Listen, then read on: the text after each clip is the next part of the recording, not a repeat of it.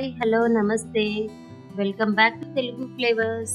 ఈరోజు మనం ఈ వీడియోలో క్రిస్పీ అండ్ టేస్టీ కారం బూందీని ఏ విధంగా ప్రిపేర్ చేసుకోవాలో చూపించబోతున్నానండి.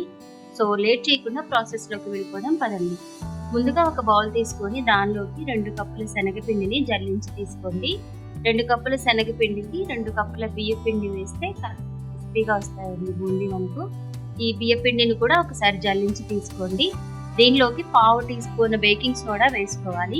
ఈ శనగపిండి బియ్యపిండి మొత్తం మంచిగా కలిసేలాగా మిక్స్ చేసి పెట్టుకోవాలి. శనగపిండిని బియ్యపిండిని జల్లించి తీసుకోవడం వల్ల మనకు పిండి కలిపేటప్పుడు ఉండలు లేకుండా వస్తుందన్నమాట. దానికోసం మంచిగా కలుపుకోవాలి. ఇప్పుడు ఇందులోకి కొంచెం కొంచెం వాటర్ వేసుకుంటూ మనకి దోశ పిండి కన్సిస్టెన్సీ ఎలా అయితే ఉంటుందో ఆ విధంగా కలుపుకోవాలండి. సో కన్సిస్టెన్సీ అనేది ఆ విధంగా వస్తే బూందీ అనేది మనకి పర్ఫెక్ట్గా రౌండ్గా వస్తాయి అన్నమాట. చూపిస్తున్నట్టుగా కన్సిస్టెన్సీ ఈ విధంగా ఉండాలి. ఇంకొకటి మనం పిండి కలిపిన తర్వాత గంటని వెనక వైపు ఈ విధంగా కూడా చెక్ చేసుకోవచ్చు. ఇది పర్ఫెక్ట్ కన్సిస్టెన్సీ అండి. ఇప్పుడు డీప్ ఫ్రైకి ఆయిల్ పెట్టుకొని ఆయిల్ని బాగా వేడవనివ్వాలి. ఇప్పుడు ఒక కొంచెం 1 డ్రాప్ అంత పిండి వేస్తే అది వెంటనే పైకి వచ్చేయాలన్నమాట పిండి మనకు. అప్పుడు మనకు ఆయిల్ అనేది కరెక్ట్ హీట్ అయినట్టు. ఇప్పుడు బూందీ చేసుకునే గంట ఉంటుంది కదా, అది తీసుకొని దానిలోకి ఒక గరిటెడు పిండి వేసి ఆ బూందీ గరిటెని ట్యాప్ చేస్తూ ఉంటే పిండి మనకి పూసలు పూసలుగా పడుతుంది. సో బూందీ అనేది రౌండ్ గా పర్ఫెక్ట్ గా వస్తుంది. బూందీ వేసిన తర్వాత గరిటె వెనక ఉన్న పిండిని చేతితో తీసేసుకోవాలి. ఈ విధంగా ప్రతిసారి వేసిన ప్రతిసారి బూందీ గరిటె వెనక ఉన్న పిండిని తీసేసుకోవాలండి. లేకపోతే రెండోసారి వేసేటప్పుడు తోకలు వస్తాయి అన్నమాట పిండికి. అలా రౌండ్ గా పర్ఫెక్ట్ గా రావాలంటే ప్రతిసారి తుడుచుకోవాలి ఆ గరిటెని. ఈ విధంగా మళ్ళీ కడాయి మొత్తాన్ని ఫుల్ గా ఒకటేసారి వేసేయకూడదు.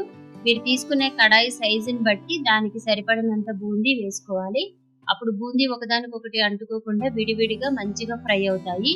కడాయి మొత్తం ఫుల్ గా వేసేస్తే ఒకటేసారి బూందీ మొత్తం ఒకదానికొకటి అంటుకొని ఉండలు వస్తాయి అన్నమాట.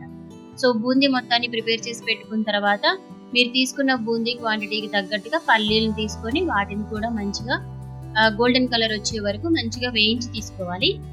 మీకు కావాలంటే అటుకులు కూడా ఇందులోకి వేయించి పెట్టుకోవచ్చండి. అటుకులు వేసుకున్నా కూడా బాగుంటుంది. అలానే కొంచెం కరివేపాకును కూడా తీసుకొని దానిని కూడా ఫ్రై చేసుకోవాలి.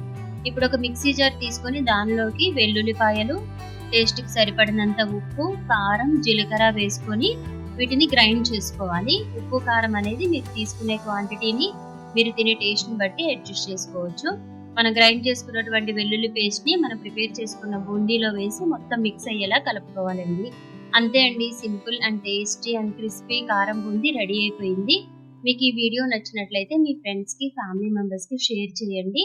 మీరు నా ఛానల్ని ఇప్పటివరకు సబ్స్క్రైబ్ చేసుకున్నట్లయితే సబ్స్క్రైబ్ చేసుకోండి. Thank you for watching my video.